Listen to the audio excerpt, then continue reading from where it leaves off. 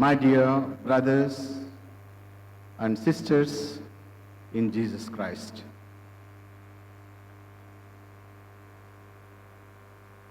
today's gospel passage can be seen from the viewpoint of Jesus and his disciples journeying together. This passage from the Gospel of Mark, chapter 10, comes soon after Jesus has already spoken thrice to his disciples about his passion and death as they journey towards Jerusalem. Jerusalem, for Jesus, is the place of his passion and death. But his disciples see Jerusalem as the center for gaining power, privileges, and position. Thus, James and John, two of Jesus' closest disciples, come forward with a request. Teacher, we want you to do for us whatever we ask of you. The request is quite simple. Grant us to sit one at your right hand and one at your left in your glory. The right hand and left hand are simply positions of power in what they hoped would be Jesus' kingly court in Jerusalem, and do not refer to seats in heaven. For the disciples did not expect Jesus to be crucified, much less to rise from the dead. The disciples seem to be selective in what they hear Jesus say.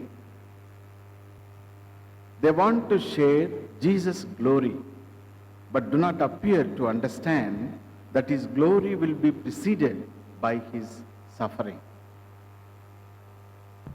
Jesus explains the importance of service and sacrifice in the life of a disciple.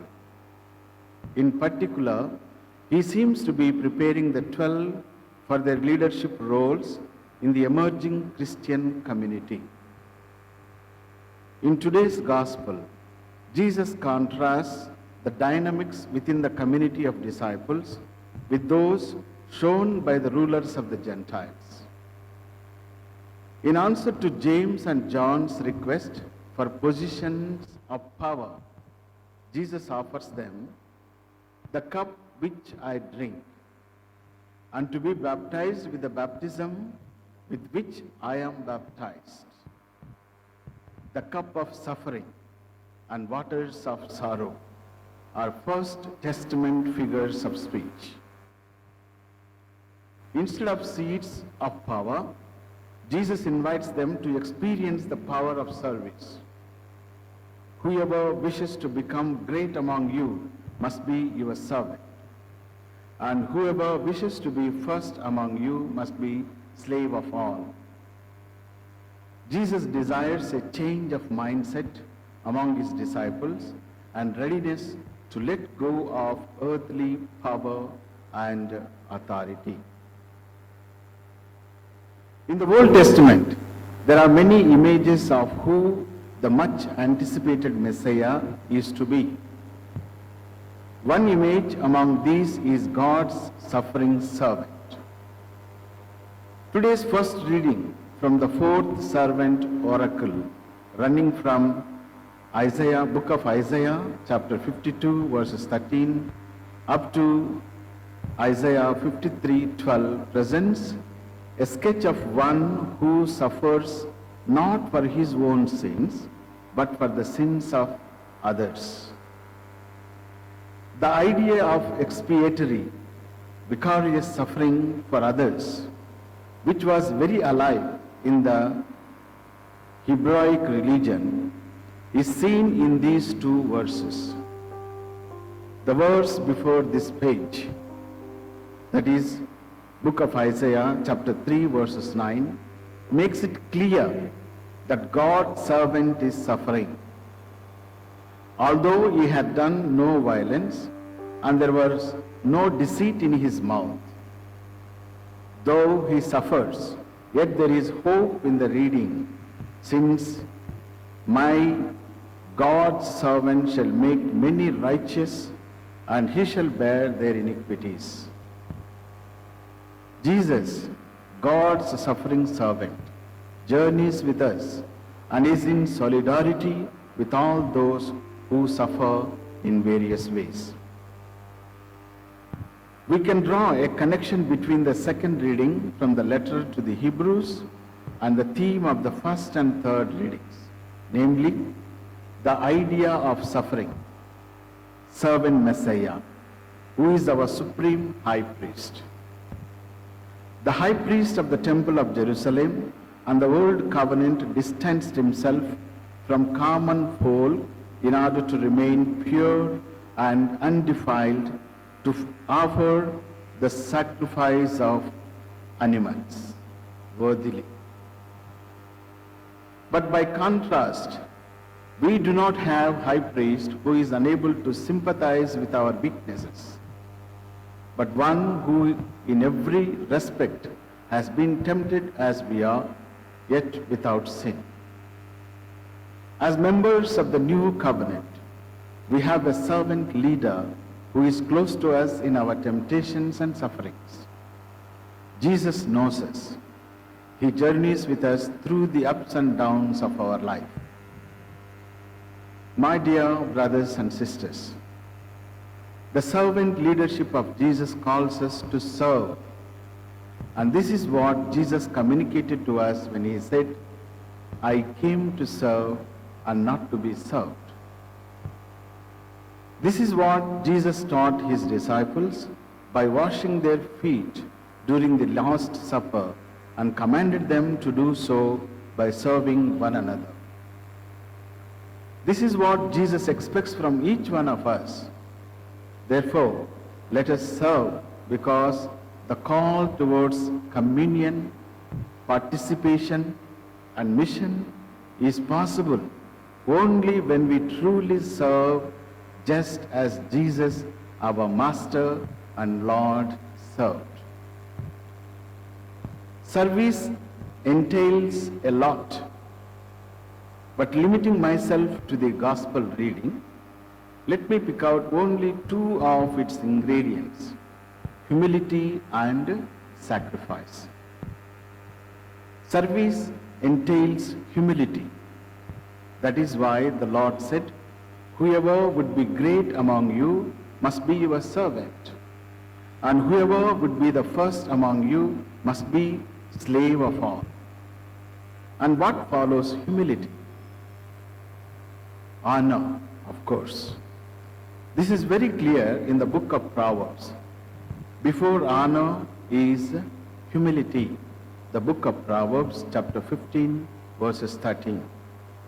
And Jesus himself says, anyone who humbles himself will be exalted or honored. The Gospel of Luke, chapter 14, verses 11. Secondly, service entails sacrifice. That is why, in giving himself as an example for emulation, Jesus did not simply say, the Son of Man also came not to be served but to serve. For he quickly added, and to give his life as a ransom for many.